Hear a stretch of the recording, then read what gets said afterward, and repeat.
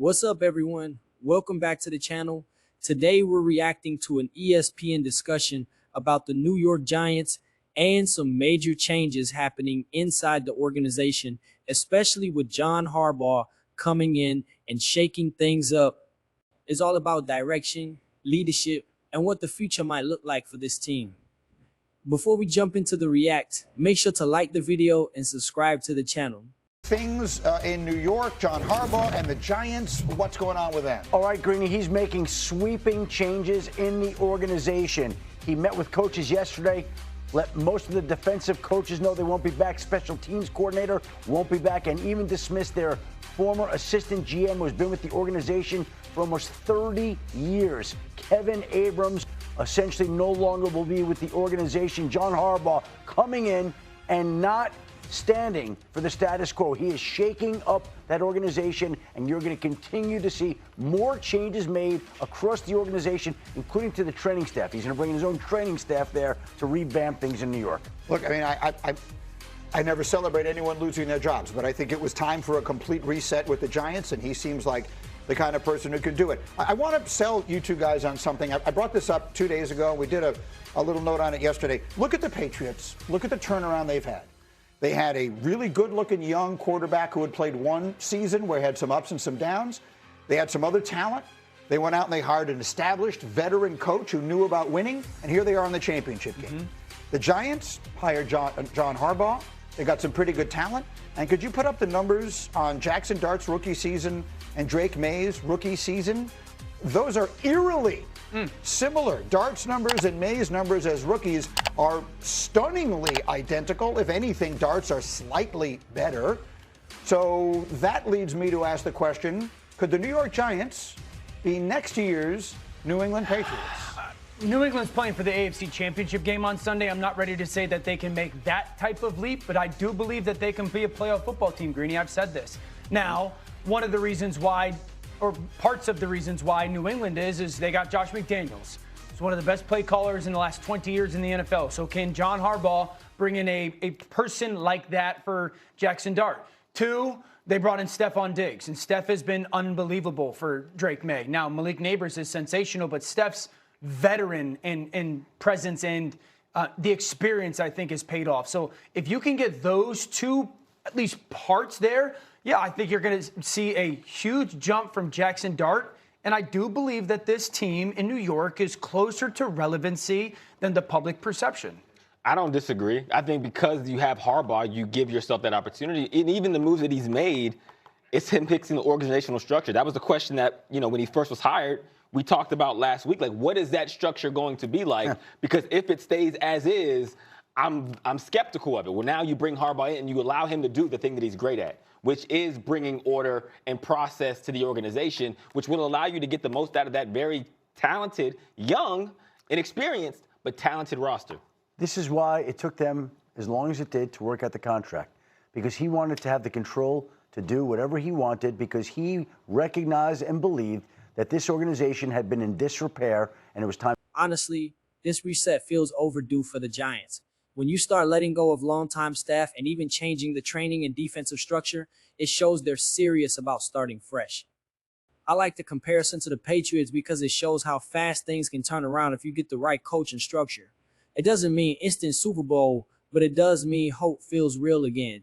To turn it over. Yeah. That's what he's doing right now. Okay, so we'll see who he gets as his offensive coordinator. That's obviously a big one. Back to running the hurry up. Shefty, we've got a situation and have you a million places to go with you, but let's start right there with your former team and obviously the recipe.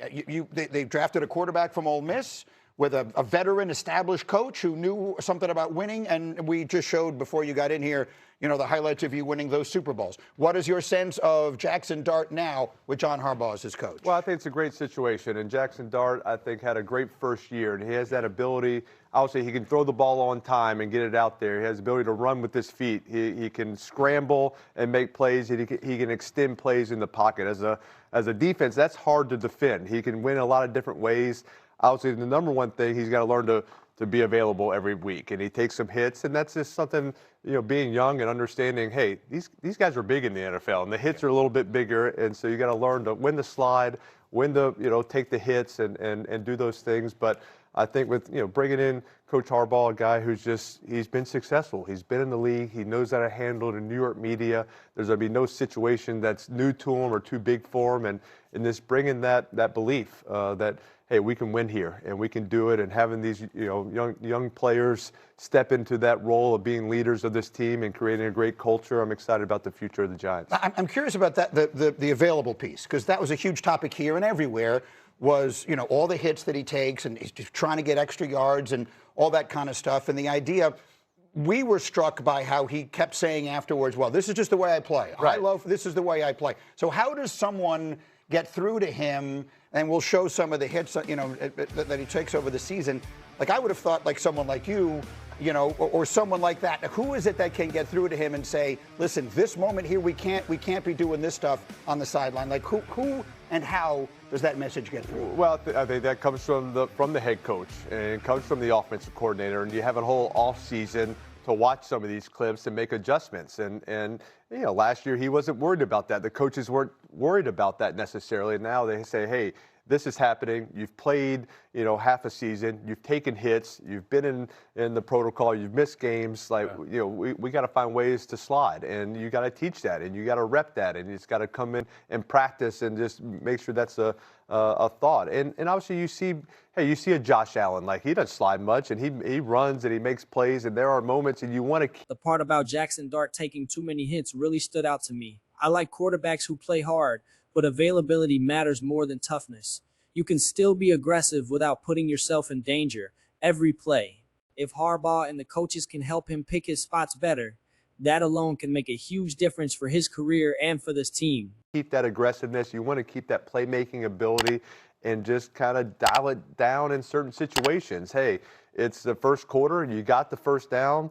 Slide, like hey, you're at the sideline, go out of bounds. Mm-hmm. There's those things, those hits add up, and it's just eliminating a few of them. One of the stories that came out over the last couple of days was that, Harbaugh is sitting there in Maryland, and Tom Coughlin got on the phone with Chris Mara and said, get on your horse and go meet with him. Said, well, I don't really know him. No, go down there and go knock on his door and go have a meeting with him. To hear that Coach Coughlin is still involved in this process, a lot of Giants fans felt warm about that. What was your reaction to that story? Yeah, I mean, that sounds like Coach Coughlin, and I think that's what you want. And Coach Coughlin was accountable, and you knew you were getting the same Coach Coughlin every single day, and he treated not just the players but everybody in the organization the same. And you weren't walking around on eggshells, but you knew you had to do your job or Coach Coughlin was going to let you know. You were going to hear about it from him. And that's what you need. That's what you need from a veteran head coach. And I think that's what John Harbaugh will bring was everybody, hey, we got to step it up a notch. We got to be held accountable from the players, from the people in the film room, the equipment room, the training staff, everybody held accountable to a higher standard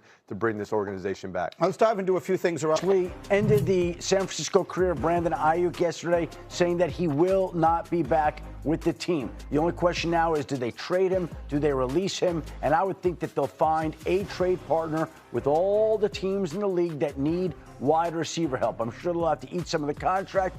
But Brandon Ayuk, that whole drama from a couple of summers ago, that turned out to be one of the worst contracts in franchise history. They'll move on from it this offseason. He has played his last snap for the 49ers. Okay, so that's obviously a terrible situation. Let's move on to the last one because I think this is maybe the most interesting. The Steelers. Give me 190-plus passing yards. I get it. He's a backup quarterback. He hasn't had any action. And when you're going against this defense, there will be opportunities for them over the middle of the field. Why? Because Bo Nix hasn't typically tested that area of the field, so I look at that as an opportunity, and I think Jarrett Stidham plays a lot better than people expect. All right, and you're a receiver. Give me a prop for one of the receivers. This is one I feel the most confident about. It's Kayshon Boutte for 3 receptions or more. I think Patrick Surtain is going to shadow Stephon Diggs, which leaves a Boutte and Riley Moss matchup, and I think he is going to go off. He's best in contested catch scenarios. They're going to test him, and he's going to come up big. All right, so we recap. It's Drake May with 30 or more rushing yards.